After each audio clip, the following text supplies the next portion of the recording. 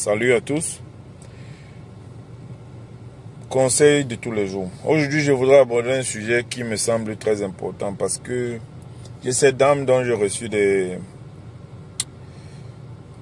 courriers aujourd'hui et encore, et puis je me suis posé la question, ça s'insérer dans la communauté.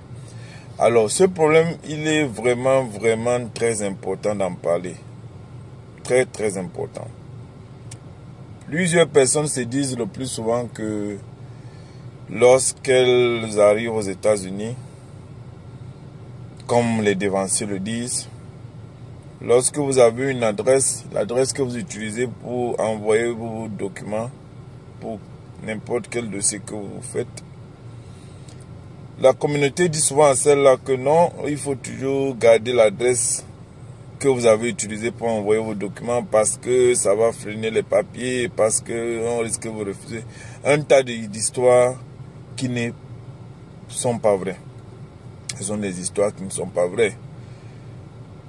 C'est terrible. Notre communauté vraiment raconte trop d'histoires et il faut combattre cela et conduire les gens vers les vraies informations. Parce que l'immigration ou bien le gouvernement américain a prévu que les gens peuvent se déplacer. Je peux être à New York aujourd'hui et je ne suis pas satisfait de ma vie à New York, je pars au Texas. Je peux être à Brooklyn et je ne suis pas satisfait de mon quartier, je pars à Bronx. Je déménage, je ne suis pas condamné à rester dans un coin. Et c'est la même chose pour les documents. J'habite à Bronx et demain je déménage à Brooklyn. Je ne suis pas obligé de laisser mes documents, mon adresse chez le monsieur ou celle qui m'a reçu ou l'adresse que j'ai utilisée pour faire partie de mes documents. Je peux, quand je me déplace, retenez ceci. Quand vous vous déplacez, et souvenez-vous parce que la question reviendra toujours. Lorsque vous changez l'adresse, par exemple, au niveau des DMV, ça ne se réplique pas au niveau de la poste, et encore moins au niveau de l'immigration, et encore moins au niveau de votre banque, et encore moins au niveau de tout ce que vous faites comme transaction qui utilise votre adresse. Donc, rassurez-vous que lorsque vous déménagez, changez vos adresses individuellement partant de la poste, DMV, l'immigration, l'administration de la sécurité sociale, la banque, bref, tous les coins où votre adresse sont, parce que sinon ceux-là vont toujours envoyer vos courriers à l'adresse qu'ils ont dans leur système, n'est-ce pas? Et vous, lorsque vous déménagez d'une adresse à une autre, changez votre adresse des papiers pour citer cela. J'habitais à X, demain je pars à Y. N'ayez pas peur de changer votre adresse, vous avez le droit. Et ça ne change rien et ça n'impacte en rien vos dossiers. Ça n'a aucun impact. Au contraire, un courrier peut arriver, vous êtes séparés dans les mauvaises conditions avec la personne avec laquelle vous viviez. Et puis, il décide de ne pas vous transmettre ou renvoyer votre courrier. Il y a des gens qui ont raté leur citoyenneté. À cause de cela, on envoie la lettre de prestation de serment. La personne n'a jamais reçu parce que là où il habitait, il y a eu un problème avec le bailleur. Et voilà, le bailleur jette la lettre même, ne renvoie pas. Donc, rassurez-vous que lorsque vous avez le projet de déménager d'un coin X à un coin Y, changez vos adresses, ça n'a aucun impact. L'impact intervient à quel niveau? On peut appeler un petit retard, mais ça ne change pas le délai de traitement des dossiers. Par exemple, il y a aux États-Unis 5 bureaux qui s'occupent des problèmes, des questions d'immigration.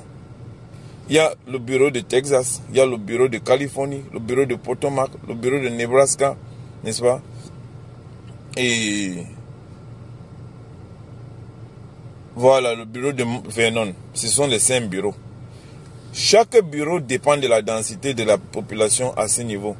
Par exemple, les coins très bruyants, nous avons celui de la Californie qui gère New York et Californie, New Jersey, et plus encore. C'est pour ça que là-bas, les dossiers prennent un peu de temps. Mais lorsque vous avez appliqué à partir d'une zone, alors la zone sera prise en compte même lorsque vous vous déplacez. C'est-à-dire que bien que vous quittez New York pour aller au Texas, le délai de prise en compte du dossier sera toujours pris en compte comme si vous étiez au Texas, n'est-ce pas? Donc, ne continuez pas à faire la même bêtise. Il y a des gens, on les envoie des tickets parce qu'ils conduisaient sur la route et ils n'ont pas changé d'adresse.